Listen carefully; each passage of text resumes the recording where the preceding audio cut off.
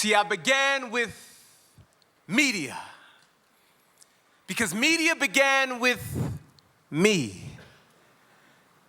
And I decided from that moment on, I am TV. Because when you broadcast your faith, you get alienated. And really, who wants to be E.T.? And yes, I remember the time I gave in to my desire to blend in because I couldn't beat it. So I moonwalked my way back into slavery from freedom, trying to be bad like them. I said, I'm good on Jesus. And just like that, Satan, being the smooth criminal he is, creeps into human nature to jack sons out of the kingdom. And sometimes the church doesn't even understand, and it's fearful.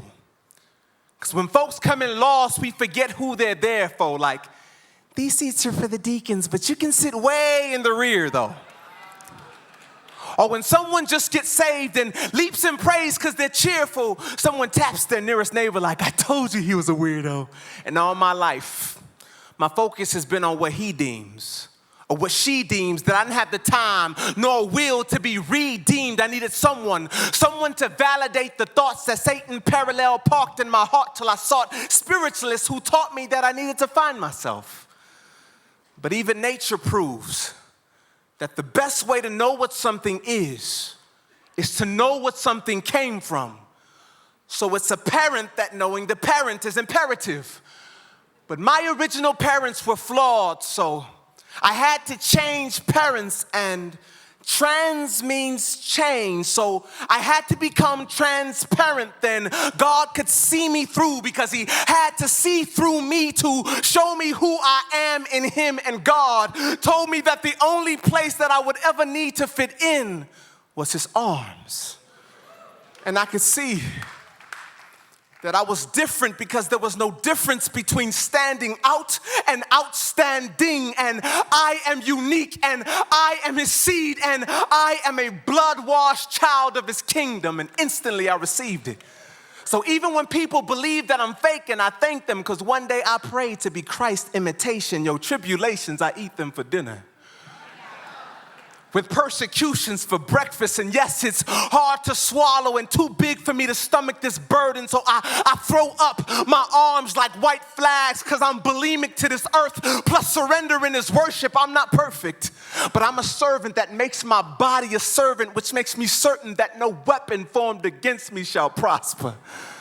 Hey, yo, to God, I'm a saint, but to Satan, I'm a monster. So when it comes to Lucifer head bruising, I said when it comes to Lucifer head bruising, I should be rocking a medal. I'm a man, but when stomping these devils, it's like I'm rocking stilettos. I'm the to God's heart. You're the to God's heart. We're the to God's heart.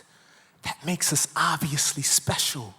No wonder why these cholesterol demons are so stuck on blocking these vessels, because they know that we're walking records of the greatest producer to ever live. See, our God's been making beats since the first chapter of Genesis, but I can't deny that I had to use realize to realize that I had an eye problem until I visited the eye doctor. And he told me that I needed to cross out my me's, to cross out my eyes, and that I'd never be able to see life until I see life cross-eyed. I mean, cross-eyed, he changed the way I see.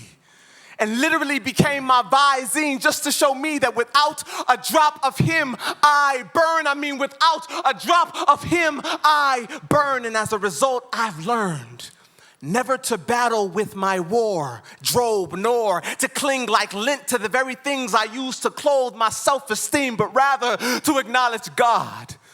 And even though I may stink at life, he washed me and made me fresh to death. I said, even though I may stink at life, he washed me and made me fresh to death. Yes, I am fresh to death. Who cares what this world thinks of me? I'm so fresh that even if I died now, my soul would be like the sweetest aroma to God, while my bones would be doing the Dougie. But trust me, this is my point for those of you who were dozing off during most of what I was saying.